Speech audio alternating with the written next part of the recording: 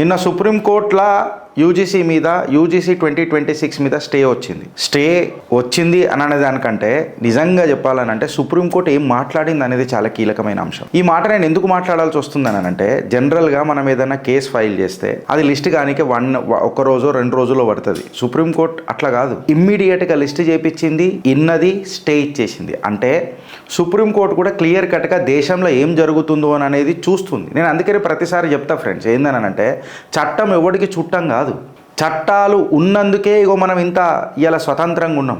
చాలామంది చాలా రకాలుగా మాట్లాడతారు, ఉండొచ్చు కొన్ని దాంట్లల్లో. బట్ నేనేమంటున్నానంటే మెజారిటీ ఆఫ్ ది కేసెస్లో కొన్ని కోర్ట్స్ చూస్తున్నాయి కాబట్టే ఇగో ఈ పాలిటీషియన్స్ అనేది కొంతమంది నియంత్రణగా ఏమంటారు కంట్రోల్గా ఉన్నారు. లేకపోతే వీళ్ళు నియంత్రణ ఎప్పుడో తప్పేస్తుండే, కంట్రోల్ ఎప్పుడో తప్పేస్తుండే. ఇప్పుడు ఫ్యాక్ట్ ఏంది గిరీష్, సుప్రీంకోర్టు ఏం చెప్పింది యూజీసీ 2026 మీద ఏమైంది? సుప్రీంకోర్టు ఏమన్నది తెలుసా? ఇది ఒక వేగ్ సబ్జెక్ట్ అని చెప్పి మాట్లాడింది. ఇది నేను మాట్లాడతలేను, మీరు చూడండి హిందువులు ఏమేమని వచ్చిందో. సుప్రీంకోర్టు ఏమన్నది ఫ్రెండ్స్, ఇక్కడ క్లియర్ కట్గా ఏమన్నది, ఈక్విటీ రెగ్యులేషన్స్ ఇది కాల్స్ ఇట్ టు స్వీపింగ్ అని చెప్పి చెప్పింది. Calls it to sweeping. ఇంకొకటి ఏమన్నది supreme court, capable of dividing the సొసైటీని డివైడ్ చేసేటట్టుంది ఈ యూజీసీ రెగ్యులేషన్స్ అని చెప్పి చెప్పింది. ఇది డెక్కన్ హెరాల్డ్లో వచ్చిన కథనం.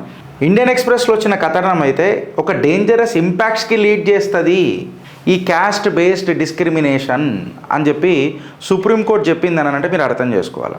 పలు సోషల్ మీడియా హ్యాండిల్లల్లో thanks to Modiji etcetera etcetera. First of all గుర్తుపెట్టుకోరు, ఇది బీజేపీ వల్లనే వచ్చింది. నేను క్లియర్ కట్గా చెప్పిన, తప్పు చేస్తే తప్పే, నా సొంత తండ్రి అయినా. సో పార్టీ గీటీ పక్కకు పెట్టు. ఇవాళ నేనేమంటున్నానంటే సుప్రీంకోర్టు అన్న మాటలు కూడా ఒకసారి మీరు అర్థం చేసుకోవాలా. కేసు ఇట్లా ఫైల్ చేయగానే లిస్ట్ చేపించి స్టే ఆర్డర్ ఇచ్చిందనంటే ఎంత ఘాతకుండనో ఒకసారి మీరు ఇది అర్థం చేసుకోండి. అంటే జీవితాంతం మనము ఈ కులాల మధ్యలో చిచ్చులతోనే చచ్చిపోవాలా? ఎవరైతే పార్టీ ఎలక్షన్ల ముందు బటేంగేతో కటేంగే అని చెప్పి మాట్లాడిందో ఇవాళ అదే పార్టీ క్యాస్ట్ బేస్డ్ డిస్క్రిమినేషన్ అంటే ఇక ఈ మతతత్వం ఈ కుల గజ్జెన్ అనేది జీవితాంతం ఉండాలా? మా ధర్మం హిందుత్వ, నా జాతి భారతీయత అనే కల్చర్ ఏనాడు వస్తుంది దేశంలో? సుప్రీంకోర్టు కూడా ఇది ఎంఫసైజ్ చేసింది ఫ్రెండ్స్. ఇవాళ సుప్రీంకోర్టు అబ్సల్యూట్గా స్టే ఇచ్చింది. సుప్రీంకోర్టు ఏమన్నదనంటే దీన్ని చాలా జాగ్రత్తగా చూడాలా, ఎగ్జామినేషన్ గట్టిగా చేయాలా అని చెప్పి 4 to 5 సీరియస్ కాన్స్టిట్యూషనల్ క్వశ్చన్స్ వేసింది. Serious constitutional questions. ఇది సొసైటీ మీద చాలా స్వీపింగ్ కాన్సిక్వెన్సెస్ ఉంటాయి, ఘాతక కాన్సిక్వెన్సెస్ ఉంటాయి అని చెప్పి సుప్రీంకోర్టు క్లియర్ కట్గా చెప్పింది. సుప్రీంకోర్టు నోటీస్ ఇష్యూ చేసింది స్పెసిఫికలీ 3C రెగ్యులేషన్ మీద. ఏదైతే క్యాస్ట్ బేస్డ్ డిస్క్రిమినేషన్ ఉందో కేవలం SC ST OBCలకే ఉంటుందా అంటే ఈ 3C మీద ఏదైతే సుప్రీంకోర్టు నోటీస్ ఇచ్చింది చూడు, only for SC ST and OBC అని, ఇది సొసైటీని నారో చేస్తుంది, ఎక్స్క్లూజివ్ చేస్తుంది, ప్రాబ్లమేటిక్ చేస్తుంది అని చెప్పి చెప్పింది సుప్రీంకోర్టు అన్న మాటలు చూడుండ్రి మీరు. ప్రతిసారి రాజకీయంగా బట్టలు చింపుకున్నాడు కాదు, సుప్రీంకోర్టు వార్నింగ్ కూడా ఇచ్చింది. వేగ్ పవర్సు మన అన్డిఫైన్డ్ లిమిట్స్లల్లా వేగ్ పవర్స్ ఇచ్చి కూర్చుంటే దీన్ని మిస్యూజ్ చేస్తారు అని చెప్పిండ్రు. జస్టిస్ సూర్యకాంత్ గారు కూడా చీఫ్ జస్టిస్ ఆఫ్ ఇండియా, ఆయన ఏమన్నానంటే కొన్ని ఎలిమెంట్స్ దీన్ని మిస్యూజ్ చేస్తాయి, మిస్చీవస్ ఎలిమెంట్స్ ఏవైతే భారతదేశంలో ఉంటాయి కదా వాళ్ళు ఇట్లాంటి సవరణలను మిస్యూజ్ చేస్తాయి అని చెప్పిండ్రు. సుప్రీంకోర్టు ఏమన్నా వార్నింగ్ ఇచ్చింది తెలుసా ఫ్రెండ్స్? 2012 రెగ్యులేషన్స్ ఉన్నాక నువ్వు మళ్ళా ఇది తీసుకొచ్చి మాట్లాడడం ఏంది? అది బ్రాడర్ ఇంక్లూజివ్లో 2012 ఫ్రేమ్వర్క్లో ఉండే కదా, మళ్ళీ నువ్వు దాన్ని తీసుకొచ్చి చిన్న పత్రంలో తలవారికి తిలక్ పెట్టుడైంది. నువ్వు తలవారు ఆల్రెడీ పెట్టినావు, అదేదన్నా తప్పు చేస్తే నరకానికే మళ్ళా తలవారికి బార్ రక్తపు తిలకం ఎందుకు పెడుతున్నావు అని ప్రభుత్వాన్ని, సొలిసిటర్ జనరల్ని నిలదీస్తుంటే నీళ్లు మింగుడు తప్పాడ ఆన్సర్ ఏం లేదు. ఇది మాస్టర్ స్ట్రోక్ అయితే కాదు, ఇది భారతీయ జనతా పార్టీ చరిత్రలనే ఒక మచ్చలాగా మిలిగిపోతుంది. భారతీయ జనతా పార్టీ ఎప్పుడైతే వచ్చిందో అప్పుడు మనం ఏమనుకున్నాం, అరే ఈ బటేంగేతో కటేంగే ఇది కదా, మాకు అలవాటు చేసింది కూడా మీరే కదా, మళ్ళీ సామాజిక సమరసత అని అంటే ఏంది ఇది? మోదీ గారు ప్రతిసారి తన స్పీచ్లలో ఇప్పుడు మోదీ గారిని ఎందుకు తీసుకోవాల్సి వస్తుందంటే ఎవరైనా ఆడెవడో పాగలగాడు. మళ్ళీ నిజంగా చెప్పాలంటే థ్యాంక్ యూ మోదీ. ఆ మినిస్టర్ ఎవరో ఫస్ట్ రివ్యూ చేయర్రా అయ్యా, ఇంత తెలివి లేకుండా ఎట్లా తీసుకొని వస్తారు సవరణలు అనేది దాని మీద జర పెట్టుండ్రి. సుప్రీంకోర్టు అన్న మాటలను జర పరిగణనలోకి తీసుకోండి.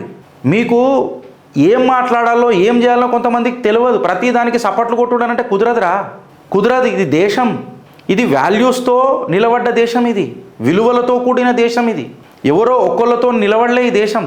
ప్రతిసారి ప్రకృతి తన పెద్దతనం ఏందో, పెద్దన్న పాత్ర ఏందో పోషించుకుంటూ వచ్చింది. ఆ విలువలు ఉన్నాయి కాబట్టే దీన్ని భారత్ అని అన్నారు. అది మీరు గుర్తుపెట్టుకోండి. సుప్రీంకోర్టు క్లియర్ కట్గా ఈ విక్టిమ్హుడ్ హైరార్కీ మీద గట్టిగా క్వశ్చన్ చేసింది.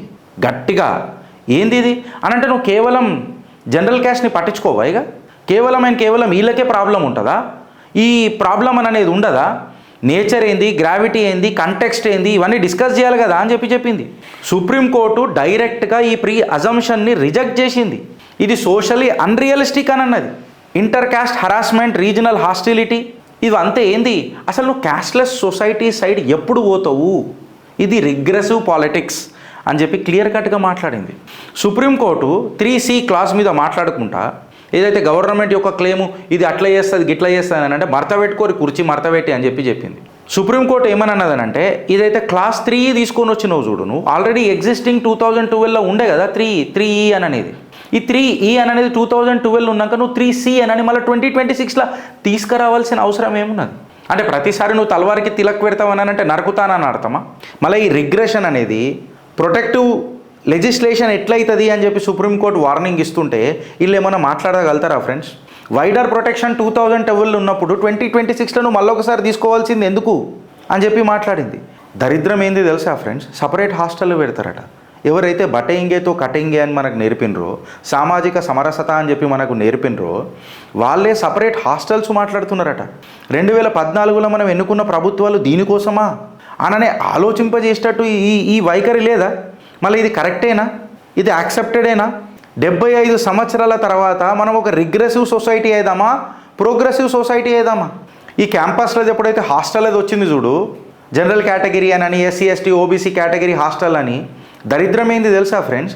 సుప్రీంకోర్టు ఒక మాట అన్నది ఏంటంటే, అమెరికాలో స్కూల్స్ ఉంటాయి చూడు, బ్లాక్ లక్ స్కూల్స్, వైట్ లక్ స్కూళ్ళు, అట్లా తయారు చేస్తారా ఏంది దేశాన్ని? ఇప్పుడు గట్లా చేస్తారా దేశాన్ని? ఫ్రెండ్స్, నిన్న ఇందిరా జైసింగ్ ఈ లెఫ్టిస్ట్ ఈకో సిస్టమ్ మీద కొట్లాడుతున్నది మద్దతుగా చెప్తున్నా కదా. నన్ను చాలామంది అంటారు, గిరీష్ నువ్వు జర లాంగ్వేజ్ కంట్రోల్లో పెట్టుకో గిరీష్, అప్పుడప్పుడు బూతులు నీ నోట్లోకి వచ్చేస్తాయి, అనకుండా కొన్ని అనేస్తావు అని అంటారు. మాటిచ్చిన వాళ్ళకు సభ్యతంగానే ఉంటానని. అందుకనే ఇప్పుడు నేను మాట్లాడలేకపోతున్నా ఇందిరా జైసింగ్ గురించి. ఇందిరా జైసింగ్ ఏం మాట్లాడింది అనేది పక్కకు పెట్టి వాళ్ళు అట్లనే ఉంటారు, వామపంథీయులు, ఈ లెఫ్టిస్టులు. మనోళ్ళకేమే మనోళ్ళు ఇట్లెందుకు బిహేవ్ చేస్తున్నారు అని అనేది ఒకటి కంప్లీట్గా.